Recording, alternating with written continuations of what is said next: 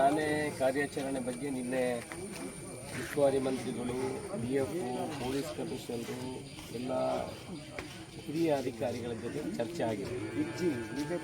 ನೋಡಿ, ಆನೆಯನ್ನು ಯಾವುದೇ ಕಾರಣಕ್ಕಾಗಿ ಕೊಲ್ಲಿಕ್ಕೆ ಅನುಮತಿಗಳಿಲ್ಲ. ಅದನ್ನು ಶಬ್ದ ಮಾಡಿ ಓಡಿಸಬೇಕೇ ಹೊರತು ಅದನ್ನು ಕೊಲ್ಲಿಕ್ಕೆ ಅನುಮತಿಗಳು ಇಲ್ಲ.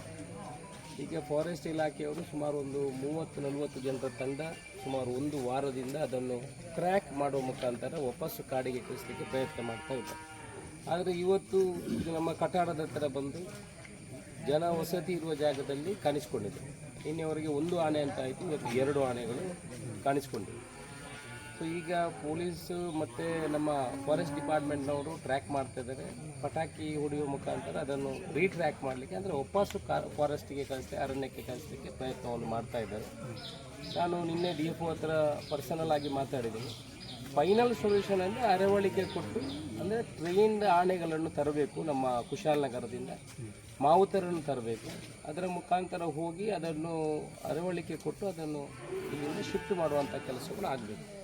ಈಗಲೇ ಅದಕ್ಕೆ ಅದನ್ನು ಸರ್ಕಾರಿ ಮಟ್ಟದಲ್ಲಿ ಅದಕ್ಕೆ ಆದೇಶ ಸಿಗಬೇಕು. ಈಗಲೇ ಸರ್ಕಾರಿ ಮಟ್ಟದಲ್ಲಿ ಆದೇಶ ಪಡ್ಕೊಂಡು ನಮ್ಮ ಕುಶಾಲನಗರದಿಂದ ಸುಮಾರು 40 ಜನರ ತಂಡ ಅಲ್ಲಿಂದ ಹೊರಟಿದ್ದಾರೆ. ಒಂದು ದಿವಸ ಟ್ರ್ಯಾಕ್ ಮಾಡಲಿಕ್ಕೆ ನೋಡ್ತಾರೆ. ಅದರ ಜೊತೆ ಮತ್ತು ಅರವಳಿಕೆ ಕೊಟ್ಟು ಅದನ್ನು ಹಿಡಿಯುವಂಥ ಪ್ರಯತ್ನಕ್ಕೆ ಅರಣ್ಯ ಇಲಾಖೆ ಕೈ ಹಾಕ್ತಾರೆ. ನಾನು ಎಲ್ಲ ಸಾರ್ವಜನಿಕರ ಹತ್ರ ವಿನಂತಿ ಮಾಡಿಕೊಂಡು, ಯಾವುದೇ ಕಾಡು ಪ್ರಾಣಿ ಹಾನಿ ಮಾಡೋದಿಲ್ಲ. ನಾವು ಅವರಿಗೆ ಪ್ಯಾನಿಕ್ ಮಾಡಿ ಹೆದರಿಕೆ ಮಾಡಿದರೆ ಆಟೋಮೆಟಿಕ್ ಅದು ಸಾರ್ವಜನಿಕರ ಮೇಲೆ ಇದೊಂದು ಡ್ಯಾಮೇಜನ್ನು ಮಾಡುವಂಥ ಕೆಲಸಗಳು ಮಾಡ್ತದೆ. ಯಾರೂ ಸುತ್ತಮುತ್ತ ಹೋಗಬಾರ್ದು. ಸ್ವಲ್ಪ ಅದಕ್ಕೆ ಟ್ರ್ಯಾಕ್ ಮಾಡಲಿಕ್ಕೆ ನಾವು ಅವಕಾಶ ಕೊಡಬೇಕು. ಬೊಬ್ಬೆ ಹೊಡೆಯುವಂಥದ್ದು, ಜನಸಂದಣಿ ಸೇರುವಂಥದ್ದು ಆದರೆ ಅದು ಜನರಿಗೆ ವಾಪಸ್ ಹಾನಿ ಮಾಡುವಂಥ ಕೆಲಸವನ್ನು ಮಾಡ್ತದೆ. ನಾವು ಸ್ವಲ್ಪ ಇಲಾಖೆಯವರ ಜೊತೆ ಹೊಂದಾಣಿಕೆ ಮಾಡಿದರೆ ಬಹುಶಃ ಅದನ್ನು ವಾಪಸ್ ಕಳಿಸುವಂಥ ಕೆಲಸವನ್ನು ಮಾಡ್ಬೋದು. ಇಲಾಖೆಯವರಿಗೆ ಹೇಳಿದ್ದೇನೆ, ನಾವು ಕಾಡು ಪ್ರಾಣಿಗಾಗಿ ಜನರ ಪ್ರಾಣವನ್ನು ಕೊಡಲಿಕ್ಕೆ ಯಾವತ್ತೂ ಬದ್ಧರಿಲ್ಲ.